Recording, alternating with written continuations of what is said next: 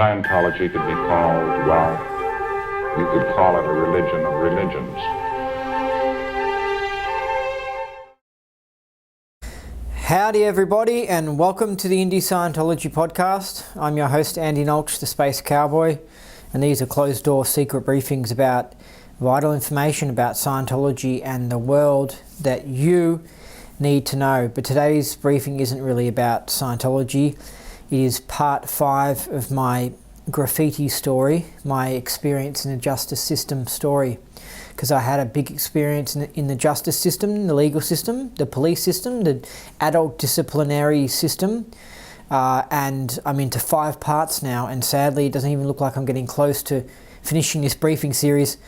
But I'm just going to do it anyway, and in the future I'll be moving on to a new podcast where I can't really do a sort of casual, extremely long series of briefings. It's going to be a bit more professional, and it's going to be, I can't just sit here and drink a cup of bone broth and tell you this interesting story. It's going to be more entertainment-packed type of podcast. I think I'm going to call it Knowledge Report, and it's going to have more information about current affairs in the world, news that's happening today. So this story about my experience in the justice system, it's also me talking about lawyers and how the legal system really works.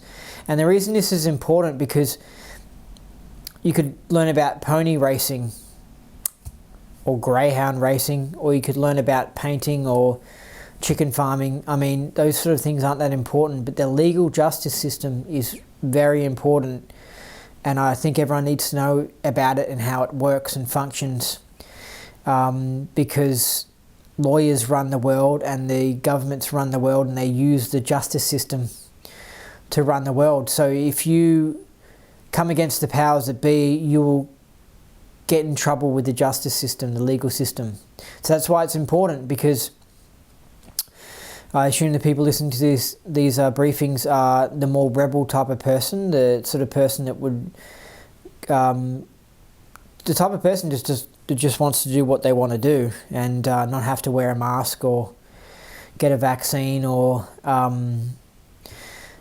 So you need to know what will happen to you if you choose to break the rules, which I thoroughly encourage. I encourage to absolutely break all the COVID rules, and you need to resist them as much as possible.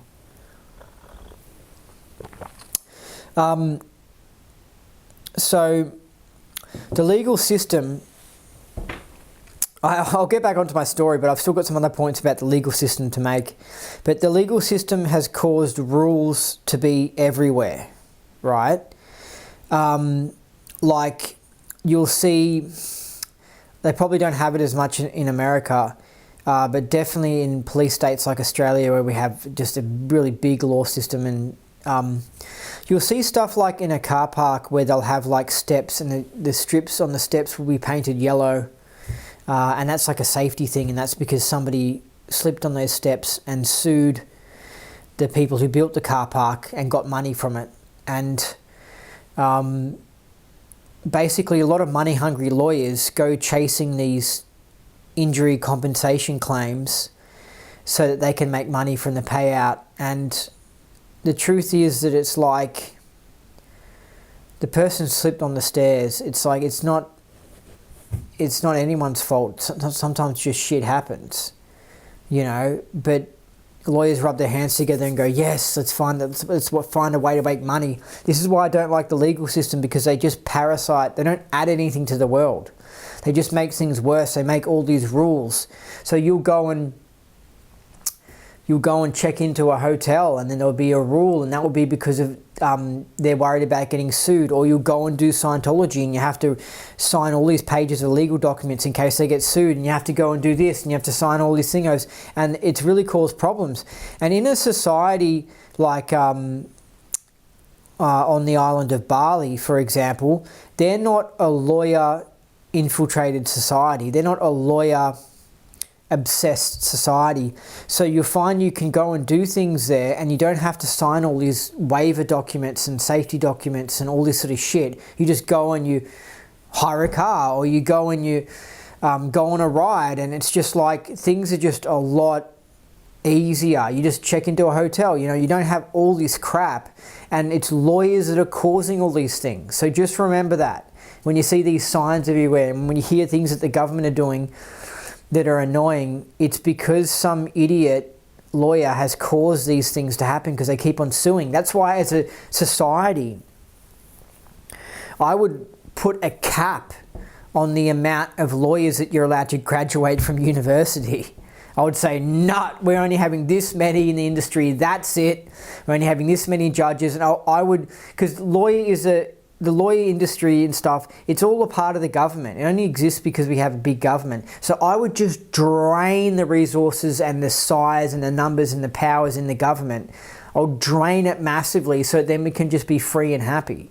But just remember that when you see these stupid things around, like painted, because like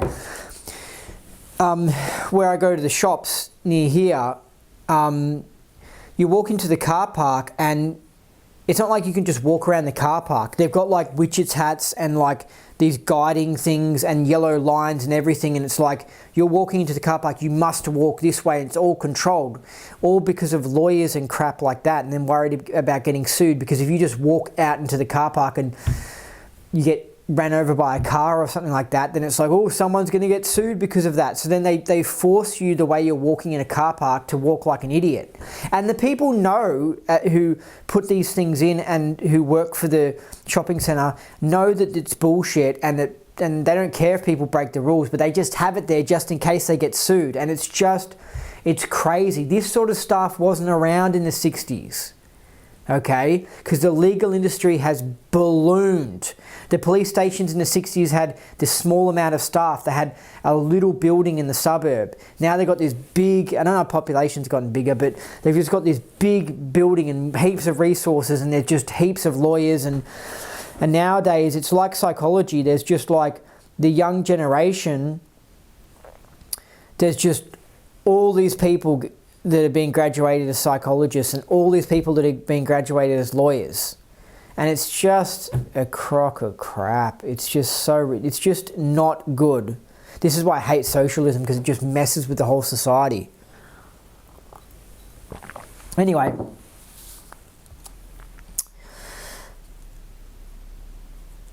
The legal system, I'll tell you an example of how the legal system works. In Texas right now, the governor, it's so good over there, the governor has passed a rule saying you're not allowed to force people to wear masks. So if you've got like a school, you can't force your students to wear masks. If you've got a gym, you can't force your gym members to wear a mask. And so they use their legal system, because they've got so many good right-wing people over there. They're just like, shit, COVID's bullcrap. We've got to pass laws to try and stop people from being tyrants and forcing people to wear masks. So they passed a law saying you're not allowed to force people to do these sort of things. But in leftist areas and in like Los Angeles and New York, they're passing laws forcing people to get the vaccine in order to teach at school. So the legal system, you have to understand that the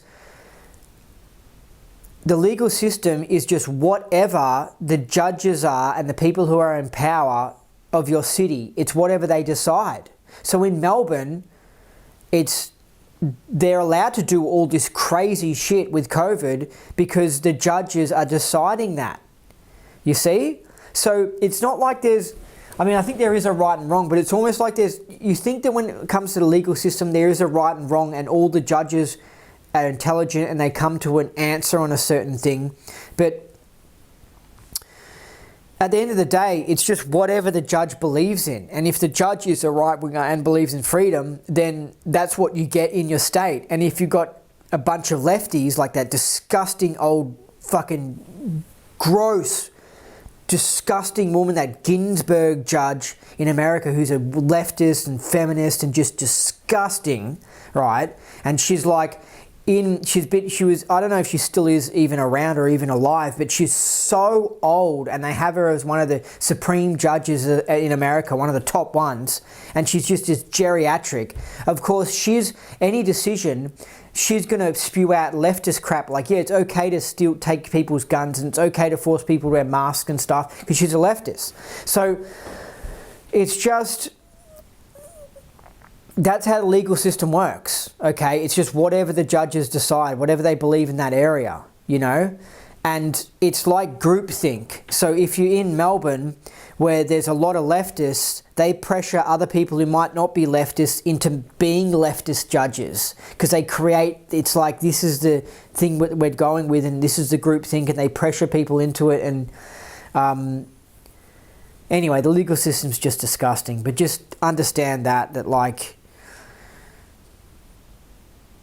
judges can just do whatever they want. There is no, I kind of thought years ago there is like a right or a wrong as to, can you force people to wear masks or whatever like that. But it's like, no, it's just, they determine what is reality. They determine what is right or wrong behavior. And if they're just disgraceful people, then they're going to pass disgraceful stuff. Lawyers have their own language. That's another thing as well. These lawyers and judges and politicians do it as well, because politicians are all lawyers trained in law and stuff. They literally have almost like their own language. Like, they don't use everyday speak. They don't use slang, or they've kind of got like their own slang. Like they have these weird, confusing ways of saying things that they sort of know what it means, because they're used to hearing this way of talking, and you have to look into it and really read the sentence that they said like again and again, and then you're like, oh, I get what they're saying. It's like legal writing, but it's sort of designed to confuse you, and it makes you think that they sound all intelligent and stuff, but it's just that they don't want to. It's just a sick perversion that they've picked up on. Like in these videos, right, I just like hit you with the truth directly, and I speak in the dumbest way possible so that everyone can understand it. And I probably use too many fancy words, but like I speak in a way that I want you to actually understand what I'm saying, okay? But these lawyers use stuff like, I can't even be bothered finding an example, but it's like, they'll be like, blah blah blah blah blah blah, and they use words that you just do not use in everyday speech, and it's just their fancy little intellectual way of describing things and using words, and it makes them seem that like they're more intelligent, and it's a way that they can manipulate people. So that's why if you're getting involved in a court case and you're sitting there and you got your lawyer talking and then the judge talking, they go into a little bit of their own little language to describe things. And then you can just be like, whoa, whoa, whoa. And this is what makes it a lot better if you're a Scientologist, because you know to look up the meaning of words. You can navigate through this craziness, but they've just got this stupid way of talking, and it's just become fashionable. And it's because a lot of them are freaking idiots, sociopaths that want to seem like they're smart and manipulate people and stuff, so they use fancy words. It's just ridiculous. But you got to be aware of that in the legal system. When you get arrested for something, probably the first time, you actually get almost like a little bit of PTSD. Because like, for them to you're just free, you're going about your day or whatever, and then you get arrested and it's like boom, and it's such a shock. And then they take you in, and then you're locked up in like a cage, and it's just like, it's quite a stressful and traumatic thing, especially for the first time, that almost like you're suddenly stressed, and it can probably last for weeks after that. But it takes a while to come out of. But it almost like it can give you PTSD. And I know I've got more to go on in my story, but there's more to go on. There's more I've got to say in the story, but it's almost like I did get a little bit of PTSD. It's like, that's why it's like, the shock of it's just so like, whoa, and scary about it, that it's like that in itself is a punishment. It's like, whoa. Like, because later on you'll find out that something happened where I got accused of something, and I thought that I was going to, like, they scared me into thinking I was going to get like 2-3 years in jail or something like that. And I didn't know what was going to happen. And it's just such a shock that it's like, whoa, it's a traumatic experience. Scientologists would use the word a secondary or something like that, but it's just so like, whoa. Especially for someone who's freedom loving and if you have goals and stuff you're trying to achieve, and then they come and lock you up. Because I imagine someone who's on government welfare, who's not really doing much with their life, and I noticed this in some people, like when I was locked up, I got to see people like this. I mean, it doesn't, getting locked up isn't much of a thing for them because they're not striving to achieve certain things and they don't have all this stuff that they're trying to do. So it's just like, okay, well, it's like a holiday. But if you're trying to do all these things and then it's just like, whoa, what, I'm going to get locked up. Oh, and it's such a jam in your life. It's such a like, whoa, we're putting a halt in your whole life, and it's like, whoa.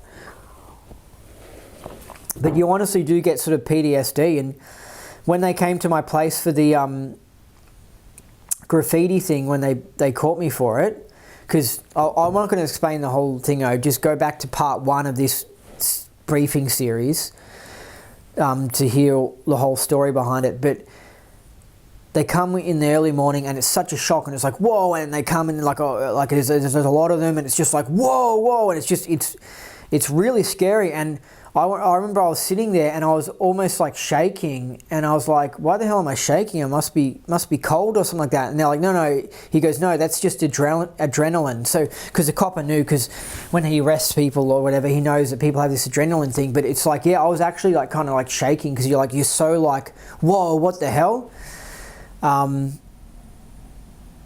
So yeah, so basically that's why like people say they're scared of like, I don't know, mafia or Mexican gangs or something like that. Like they're on a holiday in Mexico and they're worried about Mexican gangs and stuff like that. I'm more scared ever.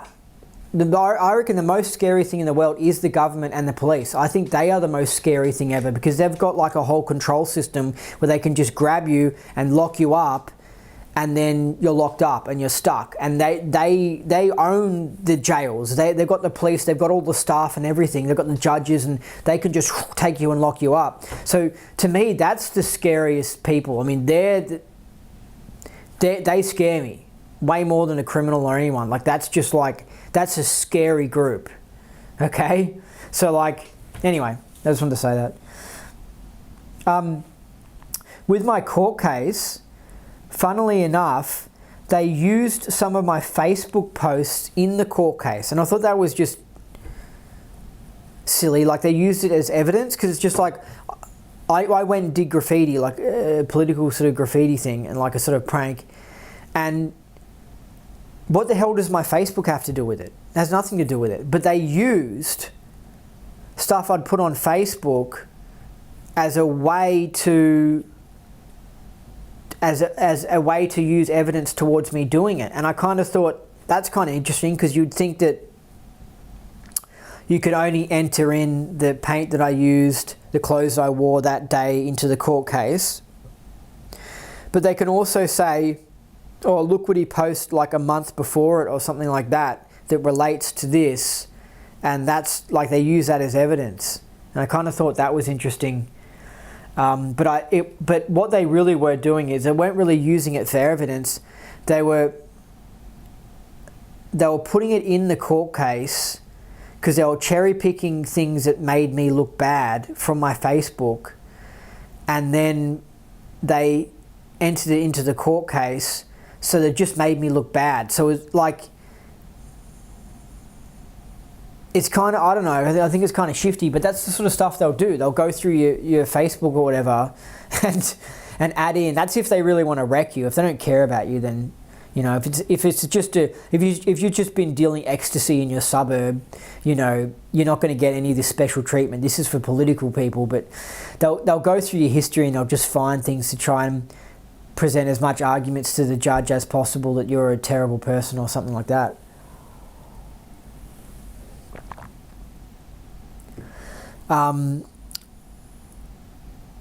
Also, you get, if what you did is in the media, that kind of gets used against you, because it's like, the media are a bunch of leftists and they're all New World Order controlled.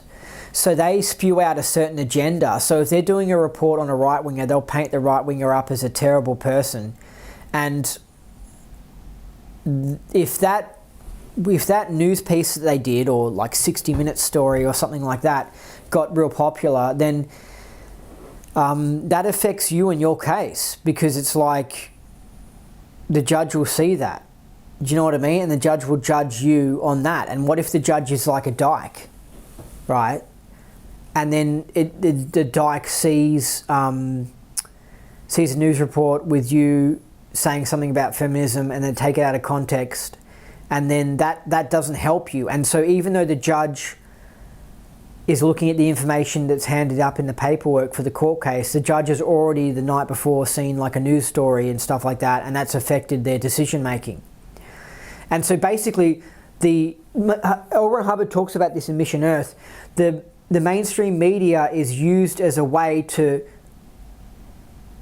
change the legal and justice system and the court system. So if you've got a mainstream media that promotes heavily leftist ideas and tries to drum up like the popularity of leftism in general, then when it comes to the court case, the judge is more likely to decide with the public opinion. Do you see what I mean? And the mainstream media created the public opinion. So you get like trialed by the media. You get character assassinated by the media, and then you go into court, and unless you got this good Texan judge or something like that, it's just a reasonable, sensible right-wing man that's just like, isn't a fucking piece of trash, isn't a socialist piece of shit.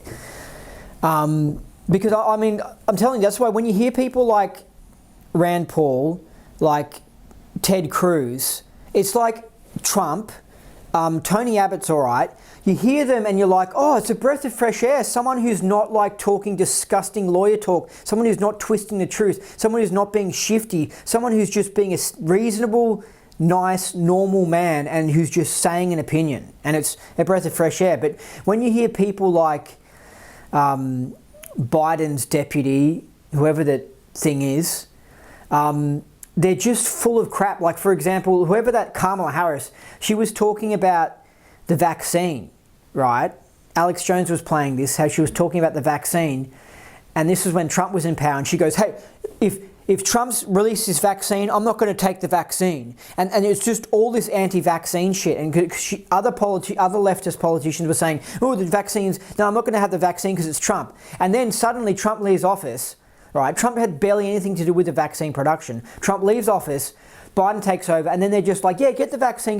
So that Kamala Harris just switches. So they're all just fucking fake. They're disgusting fake people, these leftist politicians and stuff. Anyway, you wouldn't get that with Ted Cruz, okay? If Biden was producing a vaccine, he wouldn't just say, oh, I'm not going to get the vaccine. He's not shifty like that. Like they're just oozing lies, manipulation and sales talk, and they're not believing any of the shit that they're saying. They're just forwarding a thing on. It's just disgusting. Anyway, it's a breath of fresh air to hear these people. But can't quite remember what I was saying. Damn. Well, that's just gone now. I can't even remember. I guess I'm a bit tired because I've been working too hard or something. Anyway, I wish I could remember what the hell I was going on about. But that's it. Next point is, lawyers take on cases because they can get the gov to pay their legal fee if the charges were inappropriate. Oh, this is another thing. It's just such a rort, the legal system. So, a lawyer, right, they can get their legal fees paid, and of course they can charge heaps for it, right? Because they can work a case for someone, and if that let's say they work a case for someone and they know that someone's poor and can't afford their ridiculous amount that they're asking for, right? But if they know that they can win the case, then they can get the government to pay for their legal fees, right? So let's say you've got a guy and he burgled a 7-Eleven, and the lawyer goes and looks at the information of the case, and he goes, well, the lawyer goes in his head, look, this guy's clearly a criminal. He's got a criminal history of stealing stuff from shops and stuff and whatever. But if you look at this cop's case, they don't quite have enough evidence to convict this guy of stealing from 7-Eleven. And the lawyer goes, this guy's poor, he can't afford my legal fees, but you know what? I can win this case for this guy. And then guess what? I can ask the judge to pay for his legal fees because it was unfair that they accused him of doing it in the first place if he never did it. Do you see what I mean? So the lawyer goes, yes! This is why the lawyers are just money-hungry, disgusting scum. Not all of them, but a lot of them. And they go, yes, and they take on the case. And they get the criminal set innocent or whatever of stealing from 7-Eleven. And then the judge goes, and I order you to pay 12,000 legal fees, order the police to pay 12,000 legal fees to this guy because he was found innocent. So then this lawyer goes, yes, and he gets his legal fees paid for by the taxpayer for the government. So this happens a lot with cases and stuff, and it's just...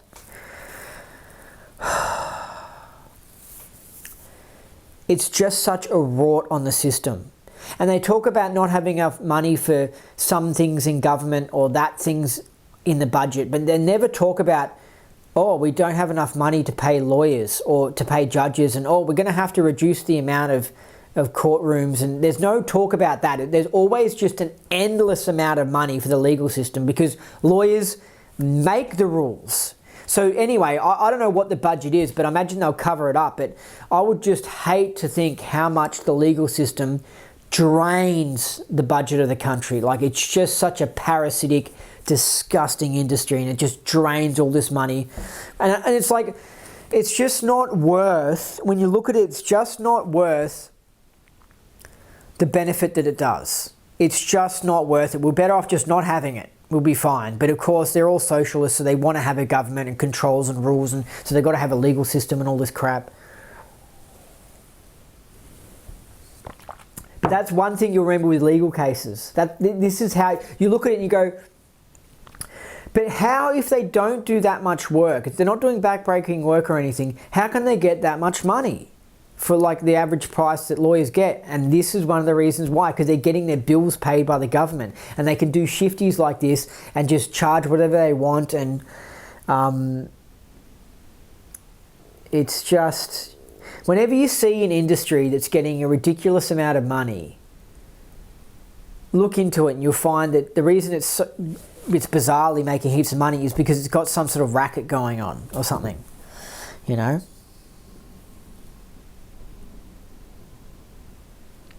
Okay, so something I didn't mention is that when I had my first round of court cases at the magistrates' courts, is that I had on the first day some, like, someone who was involved in the stand-up community in Melbourne called, I think, Kirsty Mack, and she was like, she's really an angry person, basically, and she didn't like the graffiti that I did, and so she rocked up with some of her friends, and they like sort of were like protesters that were at my court case.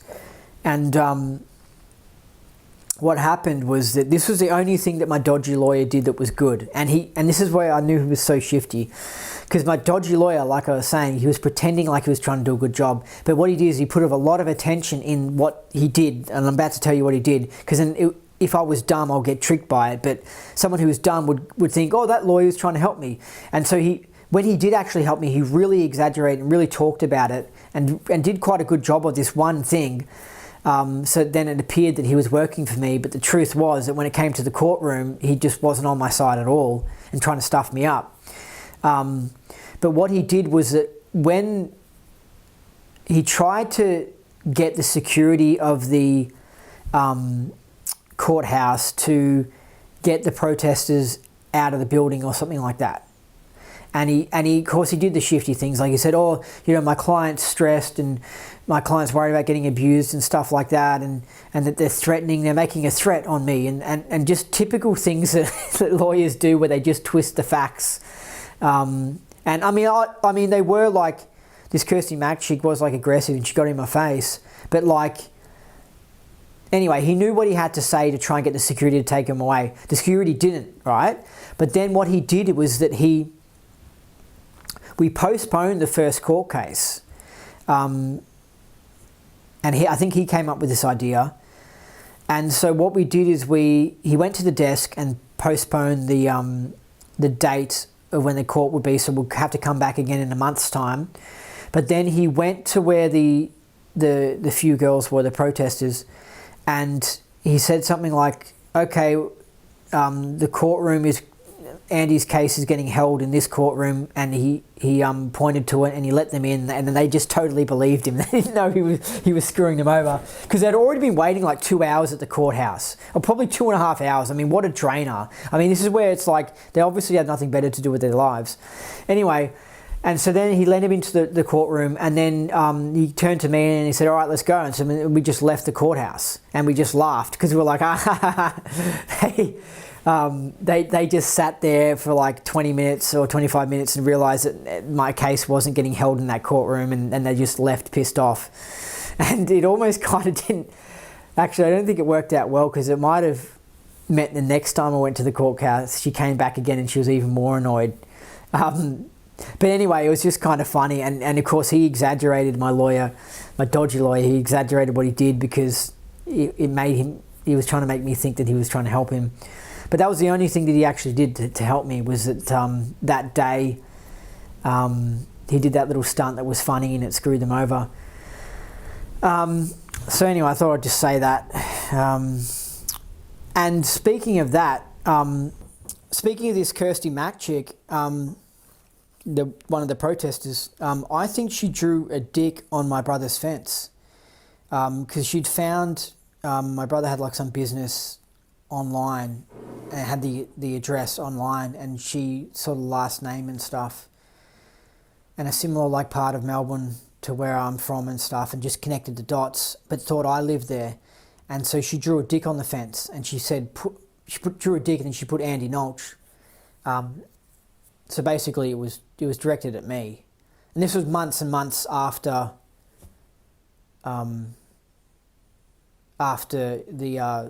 the graffiti I did happened, and she did it twice. So I had to go and clean this fence up.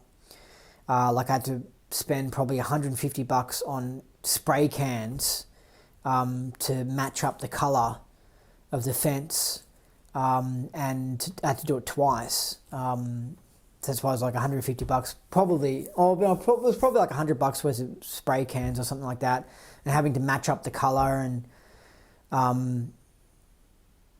it was just a pain in the ass. So she did that, and I didn't bother reporting her to the police or anything. Well, I think that she did it. I assume it was her. Because, I mean, they're not going to investigate it or anything. And it's like I did my graffiti stunt or whatever, but there were some people who did some stunt for the St. Patrick's Cathedral in Melbourne, the big church, like in the city in Melbourne. And they like graffitied it, and they like stuck like prams and babies to the door of the place. So they did some stunt, some political stunt, and I doubt they'll ever get in trouble for that, whoever did that, because the police are leftist, and the police forward leftist agendas, so they're happy that if the church gets burnt down or attacked or something like that. So the police are political, basically, and so yeah, it's just totally unfair, because for me they came after massively because I was trying to expose their feminist agenda, because the feminist agenda is extremely important. The feminist agenda is connected to the depopulation agenda, because they don't want women having babies. They want women in education all the way up to like age 25, then working in offices and being really interested in careers, and maybe having 1 or 2 kids. Maybe. They don't even want that. They want them obsessed with their career, so that then the world's population is reduced. They don't want them being like a traditional wife at home having like 4 kids. Like, they really don't want that. So the feminist agenda is extremely important. It's connected to the depopulation agenda. So much of this, and COVID is as well, so much of this is just like depopulation for them is so key. They honestly seem to have an absolute obsession with reducing our numbers and killing us. And it's just crazy how much they don't like us and how much they don't want us being around. They're real sickos, these socialists who run the world, these socialist world government. Another thing I'll say is that, I already sort of mentioned this, but this relates to where I'm up to in my story with the legal system, is that I'm up to the part of the story where I'm telling you about the appeal and how I was self-represented, so I had no lawyer and it was just me. And in this appeal, I was telling you how I noticed that the judge was working for them. And it wasn't a fair court case, it was a kangaroo court. And basically, like, when I hear about court cases and stuff, like, let's say the Martin Bryant court case for the guy who did the shooting in Tasmania. I mean, I'm so certain that he wouldn't have had just a judge. I'm sure they didn't flick a dice and pull names out of a hat and just randomly turn up with a judge for that case. I'm sure a specific judge was assigned for that specific case, and that judge was not on Martin Bryant's side. And I'm sure that it was totally an agent. Basically, the judge is secretly an agent. So in my situation, my judge was secretly an agent. My judge was working for the cops. I'm sure my judge was on cops' payroll. And that's why she was stitching it all up so that I got a bad result. So when you get involved with the legal system, understand that it's not like you're guaranteed to get a balanced and fair judge that just wants to work out what is the right result in a court case. You might get a judge that's actually on that person's side or on that person's side and secretly being paid by this person. So it's just corrupted. They've got judges in their back pocket, basically. So that's why whenever people say, oh, well, this courtroom found this result or that courtroom found that result, I'm just like, whatever. I don't know the personal details of that court case, and I can't go off that because I know these court cases can be corrupted. So I don't consider the result of a court case to be truth because I know that can be corrupted. You know, the judge could be corrupted or the lawyer's corrupted or the police or whatever. I also want to say that some lawyers can be real dogs. Like, do you know that someone can do a real dog act?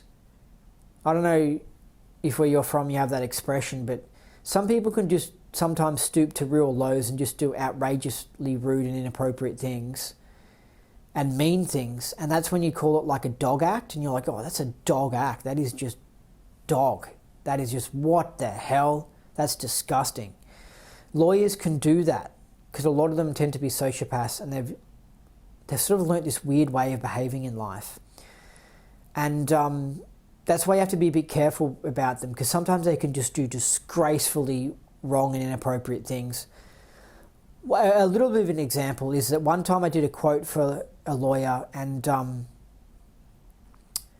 told him the quote and then he texted me something like, no, he said over the phone, I said like $400 or something like that. And then the next day he was like, okay, cool, so I'll see you there and it's $300. And I'm like, oh, no, it's 400. And then the next day there was a text message or something. I was like, okay, get started. Okay, cool. So it's $250. And I'm just like, no, like I know exactly what you're doing. It's clearly obvious what you're doing. You're being really shifty. And he was trying to lower the price, like in this really dodgy way. And I was like, no, we agreed on $250. And I was just like, no, we didn't. And like, he just did this real dodgy thing. I said, I'm not going to deal with you. And I just like blocked his number. I'm not going to deal with this guy. That was a bit of a dog act, the way how he was shifty with the price. But that's just a real mild version. I wouldn't even call that a dog act. I would just say he was being shifty. But they can just do, I'm just saying when it comes to lawyers, just, you might, because there's a lot of them that can be these sociopaths, they can just do things that you're just like, that is disgusting behavior for an adult, and just for a decent human, that is just like, whoa, that's disgraceful. Like they'll secretly like try and like just fuck someone over, just directly fuck them over, and the person's not even like their enemy, because they'll understand if it's your enemy, but it might be like a family member or something like that, and they'll do something that is just like, whoa, that's just disgraceful. So just be wary of that in the legal industry. That's why sometimes you hear of stories. I heard one in Sydney where some guy obviously got screwed over by a lawyer, and he took a dump on the lawyer's office, like on the front door of his office or something like that. And for him to do that, I'm sure he had a good reason to do that. And I'm sure that lawyer did some sort of dog act to him that made him just get pissed off with that lawyer and go and do that. But you find out about these stories in the legal system. It's a really disgusting and dirty system. And because they're so powerful, you don't hear about all the dirty stories. You just hear stories in the mainstream media about a dodgy plumber or a dodgy builder who did a dodgy, renovation or something like that. But they don't tell you like all the dodgy shit that lawyers and politicians do and stuff, and just the dog acts that they're capable of, and it's like, it's just ridiculous. Anyway, so just you got to be really careful with this industry and stuff, because you can come across people that can just do disgraceful things. Okay, another thing is that you can't suggest conspiracy theories during court cases, because it's like it's a taboo subject. It's like, oh, you can't mention that or whatever, because they always like to go off proof. So for example, with my one, I was pretty certain that my dodgy lawyer was working for the cops or whatever, and was like secretly an informer and an agent for them, and he wasn't working for me. But if you suggest that during the court case, because that's what I want to do, I want to say, look, I want to appeal my case because my lawyer was actually secretly a cop. Basically, he was secretly working for them. But you can't make a claim like that, because they sort of press you into not saying those sort of things, right? Because they don't want you, I guess what they don't want you to dirty the legal system. But also, they don't want you to say things that you can't prove. Like, they'll just say that's an outrageous claim. So you have to say something like, my lawyer did a bad job, so I have to appeal the case. And that's kind of what I had to do. But it was just like, that's not the real reason. You can't really say the truth. It's like I was saying, these court cases, they have nothing to do with the truth. Like, you can't bring up the truth in the court case. It's like it's designed to just go away from the truth. But that's why sometimes you might see some things on TV and you go, why doesn't people just say, look, this is a conspiracy, this is what's going on? But you can't make these claims, because then someone would say that you're defaming them or saying outrageous lies or something like that. And so you get pressured into not mentioning them, and they don't want you to think, you get pressured into like not being a crazy conspiracy theorist. Like they run with these sort of ideas and stuff. So you can't just say, hey, I think my lawyer was working for the cops. Like it isn't that simple. They're not, with these court cases, are not reasonable, sensible discussions. They're like highly controlled, weird, sociopathic conversations. Like they're weird, So I had to just say that, they've kind of got a point, like, yeah, how can you prove that this guy was actually working for the cops? And it's like, I can't. But it's so obvious. But you can't prove it, And so the judge will be like, you need to have proof for these sort of claims. Like, you need to have a secret conversation, or I don't know. But here's another thing. Even if I record the conversation, they would say you didn't have a warrant to record that conversation. So, you can't enter that into the courtroom. So these courtrooms have all these crazy psycho rules and games, and it's just a load of crap. It's a disgusting system. I hate the whole thing. Okay, so you can also use the legal system to bully people and get them to shut up. So what you can do is you can just keep on lodging court cases on a certain person to make their life really hard and to just waste their life away. Like, let's say you've got a guy and he's exposing corruption in football games or something like that, and you want to cover it up. You don't want him exposing this corruption in the football games because you're making money from it. Well, you can just hit him with a lawsuit and another lawsuit for just something else and another lawsuit for something else, and they're kind of dodgy claims you're making. But the judges still have to look at them, and the guy still has to rock up to the court case. And if he doesn't rock up to the court case, then he can get into trouble. And then it causes more and more problems, and this and this and that. And so you can use the legal system, and Hubbard mentions this, you can use the legal system in a way to just bully and harass people. And that's what it gets used for a lot as well. This is why we're better off not having the legal system. Like, it abuses people more than it delivers justice.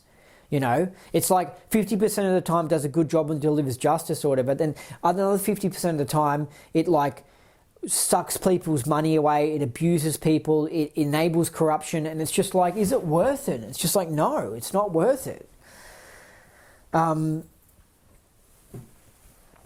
So, yeah, you can use the legal system in a way to make people be quiet.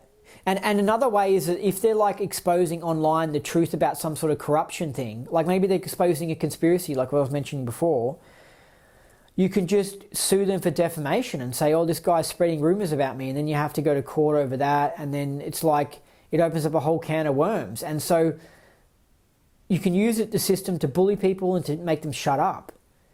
And that's what the powers that be do. And that's how we've got corruption today. Okay, this is something that Hubbard mentions in his Mission Earth book, and I assume it happens because I bet you it happens. Sometimes in court cases, someone will win a court case and they'll get a payout, and apparently sometimes the judge will get a cut of that payout because the judge decided that result.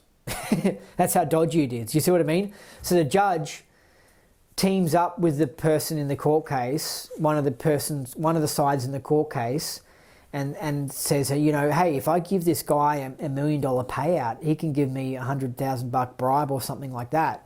And so then the judge does that, and he goes, puts the hammer down and says, yeah, you win the case, you get $1 million, and then the judge after that secretly gets paid by that guy who got the money, and gets a cut of it.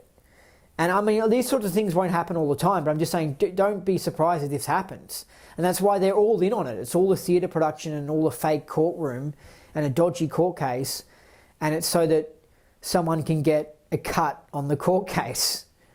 Anyway, it only works if you got good, honest people. And good, honest people don't get in trouble. They don't get into arguments with someone else. They sort it out by just talking. So they don't go to court case, and the good, honest people don't get in trouble with the police, you know, unless it's political things. But like most cases aren't political things; they're these other things.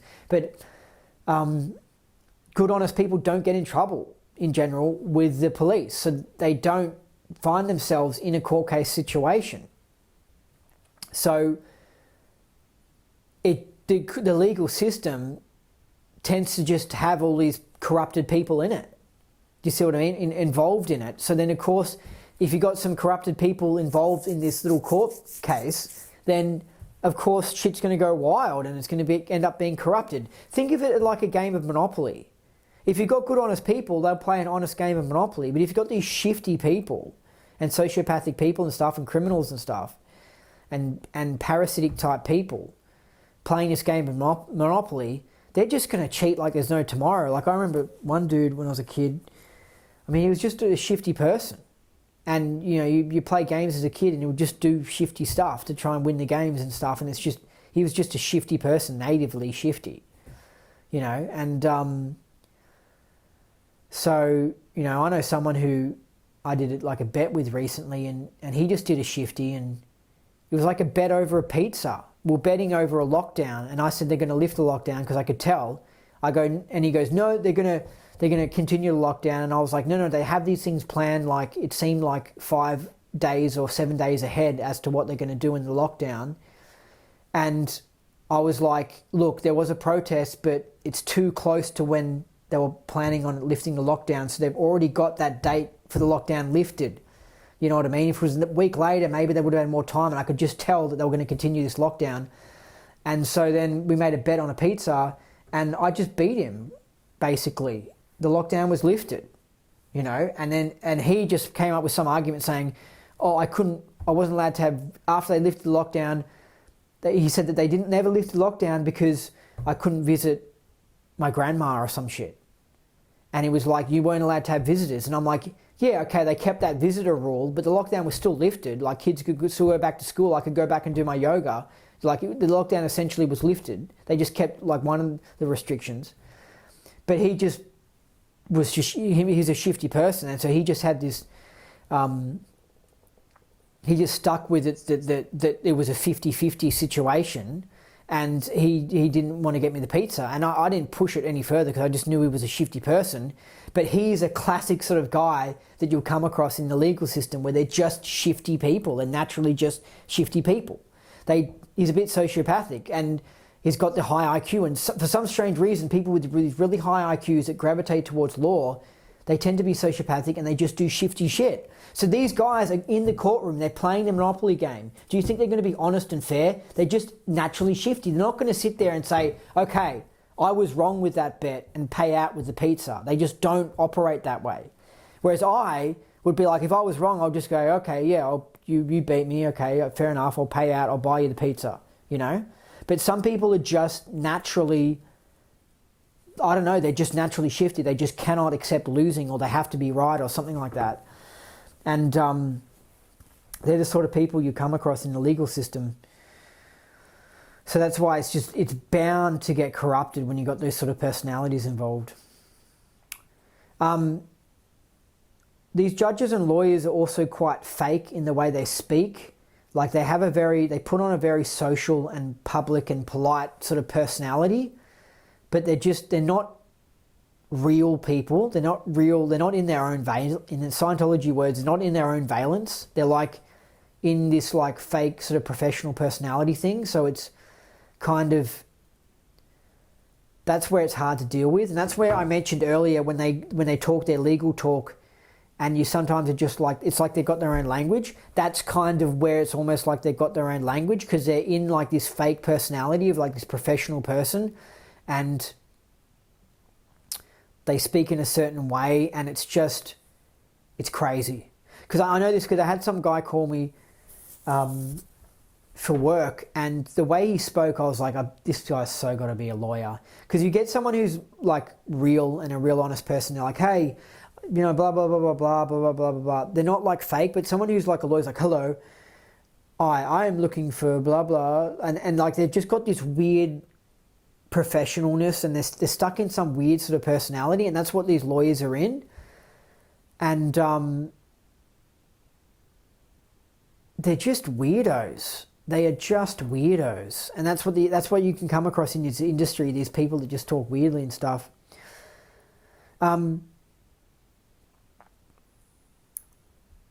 Another thing is that with my graffiti case, I might have already mentioned this, but they took my laptop when they were collecting evidence, even though my laptop had nothing to do with it. And they just took it and they just kept it for the whole court case. Then finally I got it back. But they had nothing to do with it. Like, I guess maybe they kept it because they wanted to use a Facebook post, and they said that they logged, I guess they're assuming that they logged onto Facebook using my laptop and saw my Facebook post and used that as evidence. I don't know, but it just had nothing to do with it. It was just like, why do you have my laptop and just keep it? So that's like another thing where you get this sort of, this extra pain in the ass where they'll just take your laptop and it has nothing to do with the case. It's kind of like you got a guy and he stole something from 7-Eleven, and you go to his house and you take an old pair of shoes that he wore 10 years ago and was just sitting in his cupboard, and you take it and you use it as, like you keep it as if it's evidence and it has nothing to do with anything, and you just keep it for the whole course of the court case, and you don't give it back, and then you give it back at the end. And it's like, why did you take my 10-year-old sneakers from my house? It has nothing to do with anything. So like, it was just weird that they did that with the laptops. It was just like, it doesn't really have anything to do with anything. Like, that's the sort of stuff that you get, and they can do whatever they want. Like I said, especially if it's a political thing, they'll just target you, and they'll come and they'll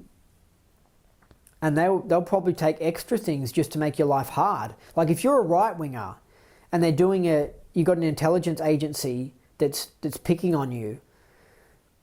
They'll of course they'll want to take as much they can from your house, because they just want to make your experience as bad as possible, so you give up whatever you're doing. You don't understand how messed up the government is. Like for example, there's one guy who, what they did is they got agents who were pretending to be like radical leftists. Or some of them probably were radical leftists, but I'm sure there were some agents involved with them. And the agents were like just bullying this right-wing guy. And then eventually he got into some sort of fight or some sort of trouble with them. But it was only because they were government people who were trying to provoke him and causing all these problems. And then the government swoops in on him and arrests him and puts him, locks him up, makes him out to be a criminal and gives him this whole hard time and everything. And it's like they're just using these government resources to bully people who politically they don't like.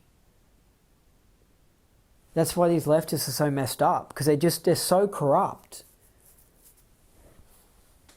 It's just so dodgy. And so of course they're going to, with that guy, they're probably going to walk in his house and spit on his walls or something like that, They're going to take something to his house and say, oh, we need this for evidence, and it has nothing to do with evidence. They can just do whatever they want. They're in power.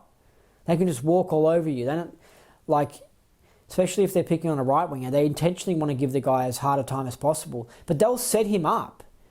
They'll frame him. They'll make sure the police are in the area at the time, and they'll make sure that a group of leftists go in and do something, and they're all just secretly government agents, and they're bullying the guy, and so they're trying to frame him. And then when the guy does do one thing that's like slightly wrong, then they get that and they go, oh, evidence, and then they throw him into the court case and they go, oh, he did all this, and they frame it all. And when you find out how really the legal system really works, is it's dodgy. I mean, they can corrupt it. Okay, so another thing is that the whole legal system is just completely inefficient, because they should just have a book of laws, and if you've done a certain crime, then you do a certain amount of time or you pay a certain fine. But they don't have it like that. They don't have it where the judge goes, okay, murder, like a parking ticket. Murder, okay, all right, that's 5 years. Okay, property damage. Okay, property damage, that's 2 months or something like that. Or like that's $1,000 fine. Like you could take the legal system and restructure the whole legal system to be just like the way they treat it with fines. Right? And then you wouldn't need judges to spend hours looking over the evidence and deciding about things and all this sort of crap. It'll just be much more efficient, but they don't do that. And it's because that they can corrupt things more that way. Because they can come across a right-winger and go, if there's a rule book, they'll go, oh crap, okay, that's a $500 fine. They don't want to do that. They want to go right-winger. Oh, okay, cool. And they want to corrupt the whole thing, make the guy out to be really terrible, and then go, all right, 5 years jail, yeah. So they've stuffed up the legal system, and it also makes the judges appear like they're more intelligent. They're like, no, we're really intelligent and real sophisticated and professional profession, and we need to review over the evidence and decide a careful, intricate decision. Meanwhile, they probably just behind in the back room, they're probably throwing balls into a bucket and flipping a coin as to, is it going to be 2 months or 4 months? And it just they don't care. They just pull it out of their ass. But for us, because they're running a scam on the whole of society, making out that they're intelligent and professional and all that sort of stuff, and essential tax-paying, essential usage of taxpayers' money. And so they sit there and they're like, no, we can't just have a simple rule book where that's where the punishments are. No, it needs to be, you need an expert, genius in the legal system that studied for years and well experienced, and then we can come to the right decision. Like a real ABC type of, the Australian ABC type of approach to things, because it's just bullshit. It's just bullshit. So anyways, that's why the whole legal system's just a load of crap, because it could be made much more efficient. But of course, they don't want it to be efficient. It's fake work. You've got to look into fake work and see how there's just so much fake work in the world. And so many things involved with the government is fake work. And of course, this justice system is involved with the government, so then it's fake work. It just turns into fake work. And now, another thing is that I'm just saying all the information about the legal system, and I'm not saying people should lie to the police or anything. I'm just saying that whenever you have anyone getting in trouble with the police or whatever, you don't have to worry about if you're a good liar or not. You know, it all just depends on what evidence they have. And if they have no evidence, you can just say whatever you want, and it doesn't matter. It all depends on the evidence they have. So they might take Joe Blow in to do a police interview because they're accusing him of something. And if they've got evidence and you know that you've left evidence there or something like that, and it's clear that they've got evidence, then you should be nervous because you're kind of stuffed. And but you still don't have to worry about lying convincingly or not, because regardless of if you lie or not, they've got the evidence or they don't. So basically, if you're sitting there and you've done something, right, and they've taken you in, and you know they don't have evidence on you, but they're just suspicious that you've done something, but you know, like, I don't know, whatever you did, but like, you know that you're just like, look, there's no evidence for what I did, but you know you did it. You know you're guilty, but there's no evidence. You don't even have to be worried about if you do a good job of lying. You can just lie and you can just sit there and, you know, obviously don't intentionally lie badly. Try and, you know, lie well, but as long as they don't have evidence, you're fine. That doesn't matter if you stutter or something like that, or if you look nervous while you're lying. It doesn't really matter, because if they don't have evidence, then they don't even really know if you did it or not, and there's nothing they can do about it. So it really just comes down to, whenever you go into a police interview, do they have evidence? That's really what it comes down to. And if they don't, then you should sit there and not be stressed at all, right? But also, they might not tell you if they've got evidence or not. That's where it can be tricky. So that's why if you ever do anything, you really have to make sure that it's really professional and really squeaky clean, so that you don't leave any evidence. Like, there's no way they can catch you or anything. And then you can be totally confident. But I was just thinking, because I imagine heaps of people go into police interviews and they lie, and they worry about if they do a good job on the lying or not. And it's like, no. What you're doing today doesn't even really matter. It's what you did in the past, okay? If you did a good job of the crime and didn't leave evidence, then you are totally fine. You can sit there with confidence and just say, no, I didn't do it. I was doing blah, blah, blah, blah, blah. Okay? But if you know that you were an idiot and you left all this evidence for the crime that you did, then when you go into the interview, you obviously, I guess, kind of want to do a good job of lying, but it doesn't even matter if you do a good job of lying or not. They've got evidence, so you're stuffed. So you see what I mean? So it just doesn't matter that much how good a job you do of lying. It really depends on if you've left evidence or not. So another thing I want to say is that the judges, lawyers and police, they're all sort of tied in with the government. And like I said before earlier, how lawyers can get paid out money, and lawyers don't make money if there's not a big government. If you completely strip the size of the government and everything, lawyers would lose all the money they can make and stuff like that. And you could possibly eradicate the law profession altogether, right? So lawyers, police, judges, politicians, they're all for government. They're all socialists. They want to have a big government because that's how they make their bread and butter. And that's what they've chosen to do in life. So they're always going to work together to protect their little system from someone, you know? So even though you might think the lawyer's like on your side, just remember that he's sort of one of them, because he's part of this whole industry. Another thing I'll say is that my phone was getting hacked throughout my experience in the justice system. So when your phone's getting hacked, it heats up, it thinks a lot, you know, it uses up battery power fast, and you know something's going on. It sometimes does strange things.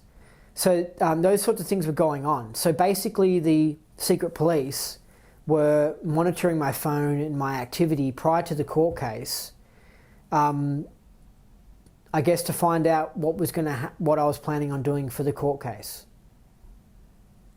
So that's how outrageous the police are and stuff, because they've got secret police and they do secret things because it's illegal. They've got to keep it secret because it's illegal. They're not allowed to hack people's phones before court cases and all that sort of stuff.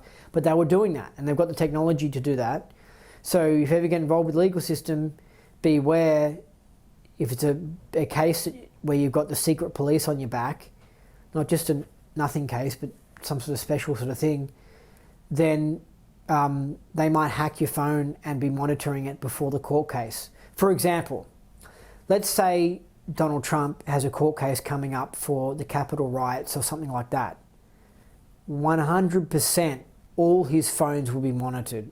Firstly, the government would have put agents all around his whole life and be monitoring him and collecting data on him all the time anyway. But he would have his personal phone hacked and monitored totally, because they want to know the communications. They want to know what he's saying. They want to know what he's planning on doing. So anyway, I'll be careful about what I say on the phone, especially in the days leading up to the court case, because it might get hacked. And they were doing this with me because they want to hear what I was planning on doing in the court case, like what arguments. Because you say these sorts of things to your friends. You're like, hey, you got the thing coming up. Yeah, I'm going to argue, blah, blah, blah. Or you talk to your lawyer and you say blah, blah, blah. And they listen to all that stuff. So that's how dodgy they are.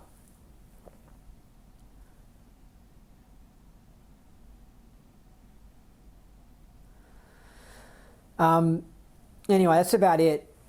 So I didn't even think I got into the appeal. Wow, that was just all the points I had to say, but I've got to wrap up this thing. This just doesn't end. I've got to do a part 6 now, and see how there's so much to the legal system. I really want you to hear all the things I said and understand that these things can happen to you if you have a court case, basically.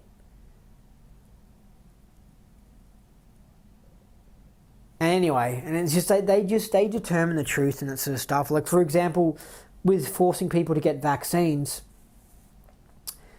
the government has no right, and previously legally they couldn't force you, as an employer, you couldn't force someone to have a vaccine or to disclose their medical history, because it's just private. You can't, as an employer, force your employee to give you that information. And it's kind of like discriminating. It's like racially discriminating someone by saying, oh, you haven't got a vaccine, so we can't employ you. It's like saying, oh, you're black, so we can't employ you. It's like a discrimination thing. But that's how the legal system used to be. But now they've tweaked the law and they've just changed it. And now the word is from the government and stuff that no, an employer is allowed to force their employees to get a vaccine. So they've just changed the law. So see how there is no definite law. They just determine whatever the hell they want. In Texas, they can determine what they want. Here, they can determine what they want. Texas is obviously much more close to the way the rules of the American system and constitution was set up. But Australia, we don't really have that sort of, so it's like they just determine what they want, and the government, the judges, it's all groupthink. So that's why you make as many judges as you can as socialists and leftists. And then you announce in the media, oh, the government has said that yes, you can force people to get a vaccine. Employees can force people to get a vaccine and can force them to disclose their medical history. And then that's the whole new rule now in our society. So it's just changed. So if they did that 10 years ago, you could get $1 million payout from your employee, because what they did was wrong, it was breaking the law, and it was discriminating. But now 10 years later, they've changed the law, and you can just do it. So the legal system is just this crazy thing. That's why it's like, what does it matter? Like, you don't study this sort of stuff at university. It's just, you just hang out with other lawyers. You hang out in the system. You monitor what's going on in the papers and stuff. And that's what the rules are. You know? it just changes. It's really a disgraceful system. But it's just funny because like there was a newspaper article that was saying, the newspaper article should have said this: companies are trying to break the law by forcing their employees to get vaccines. But the article didn't say that. The article said the government is looking for ways to require vaccination from employees, but without getting sued for doing so, or something like that. And it was just a whole twisting of what the truth actually was. And this is what you notice with a lot of InfoWars materials. If you read their articles, they say the title of their article is more towards what the truth actually is. And they're commenting on some leftist bullshit in the news, but the leftist bullshit in the news didn't say what the actual news item was correctly. And InfoWars has interpreted it correctly as to what it should be. Do you know what I mean? And so it's all about twisting reality and stuff. But yeah, this article was talking about how our laws don't allow companies to force people to do that, but we're changing the laws and we're going to make it so that you can force someone to get a vaccine and stuff. So this is where it's like, when you know how the legal system works and you hear about COVID coming and you can just go, nah, they're going to force everyone to get the vaccine, and they can do it. And someone might say, no, but I know the legal system, and maybe they went to university and they go, I was taught this, blah, blah, blah. It's just like, it doesn't matter what the hell you're taught. They can just change the rules whenever they want. They determine reality. They determine the rules. They can control everything. So anyway, that's it for this briefing. The next one is going to be back to one about study tech, because that's going to be a long one as well. So I'll switch between the legal one and the study tech one, just so that I can jazz it up a bit.